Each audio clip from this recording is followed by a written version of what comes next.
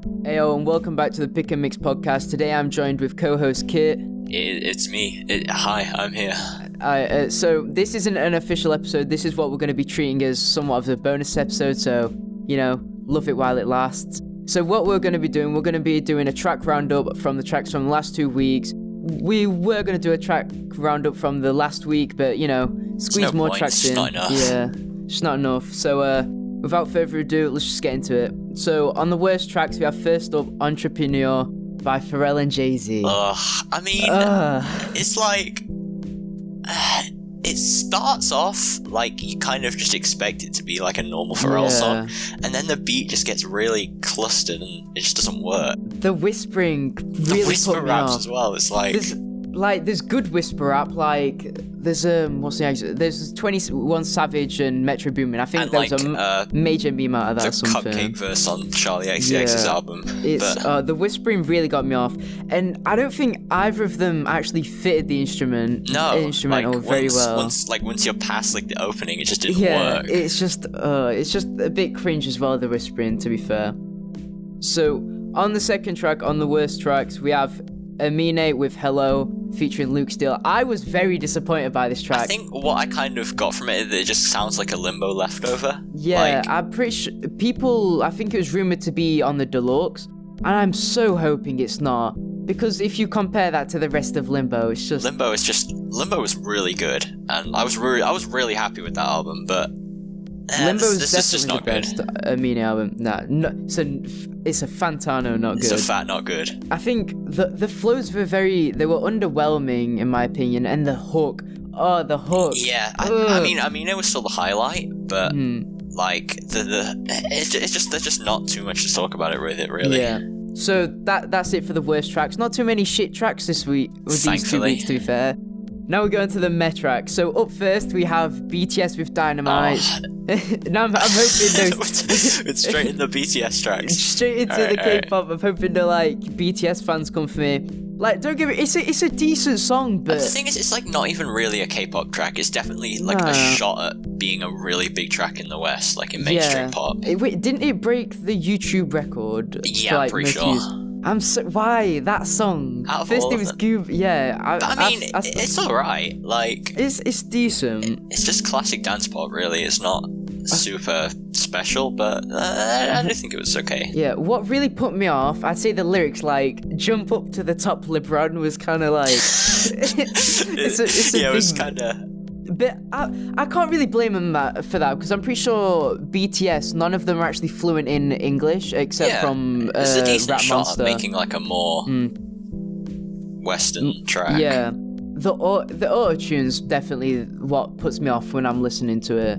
Like, there's just parts where it was just really extensive. It's a bit and overproduced at times. Yeah. But, I mean, what can you expect? Nice groove altogether, though. Good attempt. Better looks next time.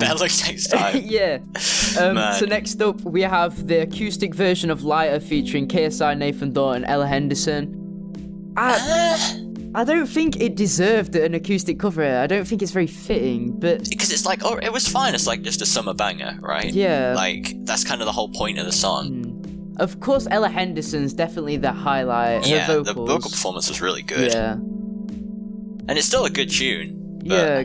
KSI's verse, I'm really iffy with it, because it's good, but it's not. Yeah, because like on a slower track, you would need like a more introspective rapper. Like KSI's not a lyrical genius. Let's be real here. So he sounds good over like a more aggressive beat, over like more of a dumb banger. But you can tell in like the acoustic cover, like he slowly starts to get louder over the beat. He just wants to start like going aggressive on that shit. Oh well. So in the Metracks, we also have Rich Brian Don't Care. If you do want to see my review of the Rich Brian EP, make sure to check out what episode was it? Episode 1. The last episode. Yeah, episode 1. Just check it out. Yeah, just go watch it. I think I don't care. Don't Care by Rich Brian. I think it's a big copycat of Trippie Redd. When I'm listening to the hook, I kind of understand the kind of over the top vocals. Yeah. And I think that kind of makes me sad, because the whole thing about Rich Brian was that he had that kind of cold, unique delivery. Yeah. And, like, I mean, I don't think Don't Care was a bad song. He really could not sing on that hook, but it was okay. but it kind of makes me miss what made him unique as a rapper. Like, because he's got some amazing tracks, like, and even some of the more popular ones, like Introvert and Drive Safe, are kind of the ones off the top of my head that I remember. And this feels just a lot less unique. But I don't know. I'm pretty sure he had more control over this EP than his other projects, which is probably why I think it didn't sound as good as his other projects like Sailor and that. But definitely the hook. The hook is definitely the worst part. The hook is kind of the thing that kills it. Yeah. Some of the production was kind of neat, but... Yeah, it's very nice production. It sounds very simplistic and common, but still enjoyable to some extent. Yeah. The verses were listenable. As well, I still think it was kind of that cold delivery that put him onto it, and he's kind of really straying away from that now. Yeah, I'm hoping that if we do get more tracks from Rich Brian like this, it's not overloaded and we just flooded with them. And it's not like he can't do a pop thing. Like, Yellow was one of his best songs, but it was still unique. Does 100 Degrees class as pop rap? Yeah, but I don't really like 100 Degrees, so... 100 Degrees is annoyingly catchy. Alright, so 2 more tracks in there, meh, I'm pretty sure. You know, there's Blackpink with Ice Cream. Oh boy. All the K-pop fans are screaming at me that I've put 2 K-pop songs in meh. Alright. I think because I've listened to a bit more of their discography lately. I've opened myself up to more K-pop this is my first run-in with actually listening to K-pop, aside from, like, you know, the massive hits that you can't get away from. A Blackpink track, you would expect like some obnoxious like EDM drop in it, like a Marshmallow type drop. Like sort of like, yo, 3, 2, 1, drop it. But this one, it's very stale production. It's just the production really does wear out, because like, it's not even that great. Like, if it was a really, really great production that could be stretched out to 3 minutes or whatever, then it would be fine, but it just wasn't. Once again, the lyrics are off, you know? I mean, I'm not categorizing K-pop songs to have bad lyrics, but they were just a bit cringy. I mean, the vocal performance is probably the largest redeeming factor of it. Although I don't think they were particularly, like, standout vocals. Yeah. They were pretty okay. I think a lot of fans were like pissed at this. You know, what did they call them? The quote-unquote stands. The blinks, I'm pretty sure they call them.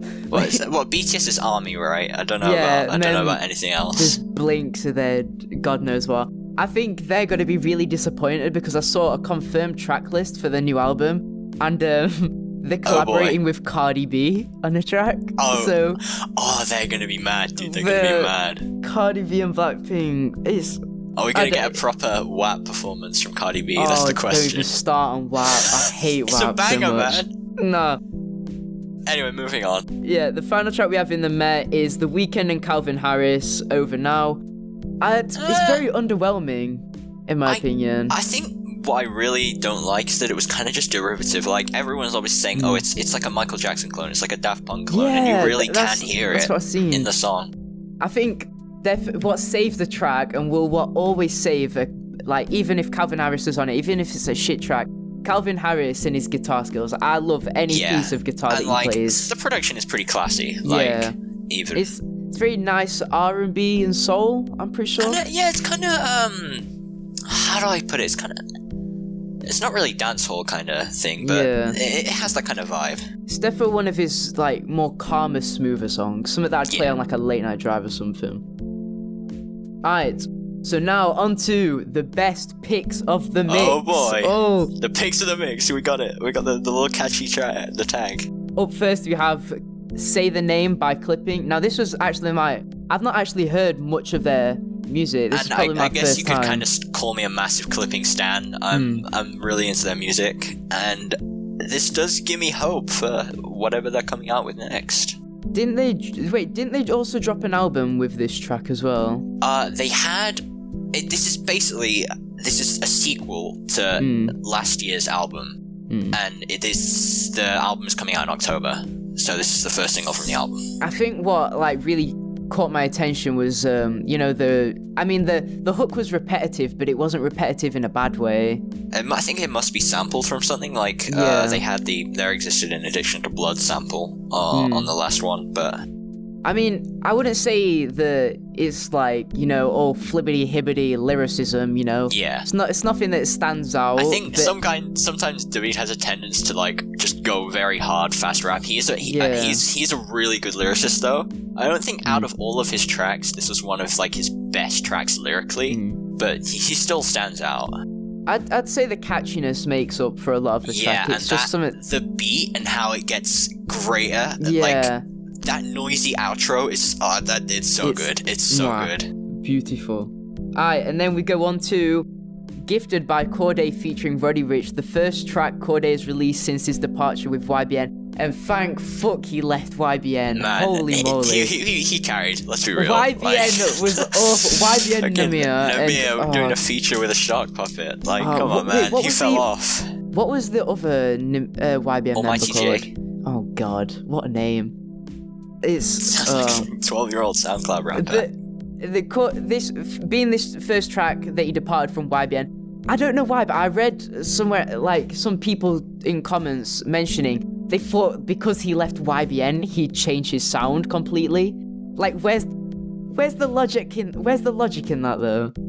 I think it's melodic but not melodic. It's kind of more trap than we had kind of some of the jazz rap off the Lost Boy. But I really did like the kind of the chemistry that Roddy and Corday on the track had, which isn't really something you'd expect, but they kind of... Weren't they both freshmen from the same XXL class last year? Yeah, I think so. 2019, yeah. I was expecting, like, the usual, like, Wild the Box type vocals from Roddy, but it's a lot... I'd say his vocals are a lot calmer, but, he delivers well nonetheless. He's kind of doing, like, a lot of what he did on Please Excuse Me, but it's a good song, and production-wise, I think it's a bit, like, lopsided, but I do like some of the, like, how the strings come in towards the end. I mentioned it earlier, but it kind of reminds me of Drive Safe by Rich Brian when the strings come in. And I think, like, just the vocal lines were really catchy, and there were some decent one-liners in the verse. Corday's lyricisms, like quite like the Mos Def lyric, some other things, but it was alright. I did like it quite a lot. E-way, I'm pretty sure. And the E-way. Alright, so then we're on to Mariah Carey, Save the Day. There was quite a bit of, like, uproar against this because everyone expected a full feature from Lauryn Hill. It was just a sample, really. Yeah, I think the sample really adds to the track. It really adds that nostalgic feel to the track because it's such a nostalgic track, man. Yeah, like you just can't argue with it. If 2020 didn't exist, like, it wasn't a number, we'll just pretend something like that. We'll just skip this year. Yeah, we'll just skip this year. I would honestly think this track was made in the late 90s, early 2000s. Yeah, it really does give you that vibe, which is what's best about it, really. That lovely, like, piano-backed instrumental. The best thing, she's 50 years old. It's mad. And she's still got amazing vocals to this day. It's... this is definitely one of my most favourite tracks out of these weeks. And then we're on to The Plan by Travis Scott from the new movie Tenet. I can't wait to see Tenet. It looks amazingly confusing. It does look good, but, I'm not really a massive movie nerd. The Plan, it isn't a beat I would see Travis Scott on. Yeah. If I'm going to be honest. It's very cinematic. It does, like, production. Structurally and things, it kind of resembles a Travis song, like, with how it, like, the production builds and kind of just what he's doing vocally, but the bass. That bass when it hits, it's like... The bass when it starts just tucking in. Oh, the bass, It's just good, and it does make me excited that Travis is still doing a lot of good work musically, because the Scott's album is gonna be I completely forgot about that. It's gonna be so good. He got Kid Cudi his first number one. Sure, didn't he? Somehow. Somehow finally got it. He hasn't had a number one before, but. And then that leads us on to the first UK track. From this. Yeah. No, KSI Nathan Dorr. Oh yeah, we already had the second British track on this album. Not Albert. Why am I calling this an album? This one has been a mess. It's 8 and different. Ain't It Different by Heady One featuring Stormzy and AJ Tracey. I definitely think AJ Tracey and Stormzy are the best lyricists in UK hip hop right now. We gotta talk about Dave, right? If we're in a best lyricist in the UK, but still, they're both very good. Yeah, the sample flip was very Yeah, like the production could have been a bit better, but the fact that the sample was used pretty tastefully, I did like a lot.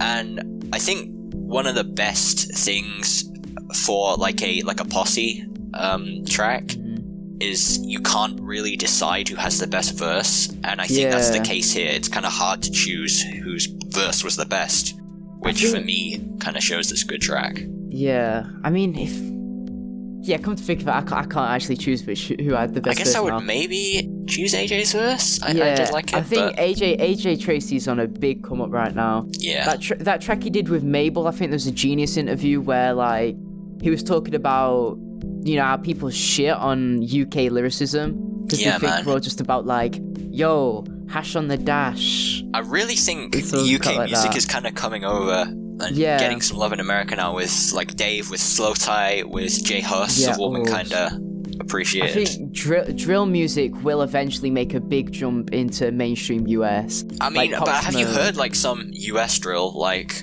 fucking Chef G and whatever, all really sound like British? Like the style is definitely there. Because drill did originate in the UK, I'm pretty sure. I'm not entirely sure, but there's influence kind of goes both ways, because you have like shit like Chief Keef and whatever, which is American my biggest drill. issue though, if we were talking drill, my biggest issue is that they all sound the same, some tracks. It's just like different voice, you know, switch the lyrics here and there and then boom. Anyway, we've kind of gone off on a tangent about British rap, but are we on the last track now? We're on the last track, Lil Tecca, Royal Rumble. I don't know why, I mean, it probably isn't, but this track feels different to what he's put out. I don't know why. It does kind of feel fresh. I mean, maybe because I haven't really heard much of his output aside from like fucking Ransom, which everyone has heard. Yeah.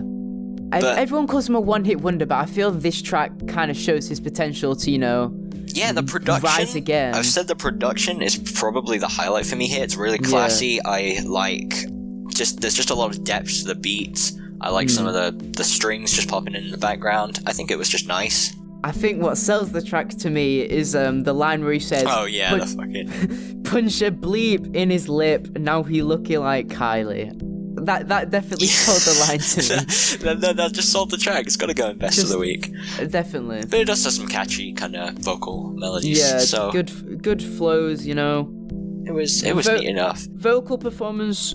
Yeah, he's kind of doing a Blueface thing at times where he's like catching up with the beat, but still, I thought it was pretty good. So now we're at the end. So that was our recap of the tracks of the past 2 weeks. Tracks this week, I would definitely say "Save the Day" by Mariah Carey and Lauryn Hill would be my favorite. I'm a Clipping fanboy. My favorite was the Clipping track. Yeah, but you know, there was a lot of good stuff over the past couple of weeks. I think, you know, August has been a decently good month for music, to be fair. Yeah, we've had we had the Drake track. Lil Durk had a solid verse on that. Track. He had like 8 bars. Yeah, I wish it was longer. The way he comes in, though, sick. But anywho, if you did enjoy this first bonus episode of the roundup of the last tracks from the 2 weeks, don't know what to call it, so I'll just whatever the title is, just go with it's the roundup. Just go with it. So we'll see you in another 2 weeks to round up more tracks. See you in a couple of weeks. See ya.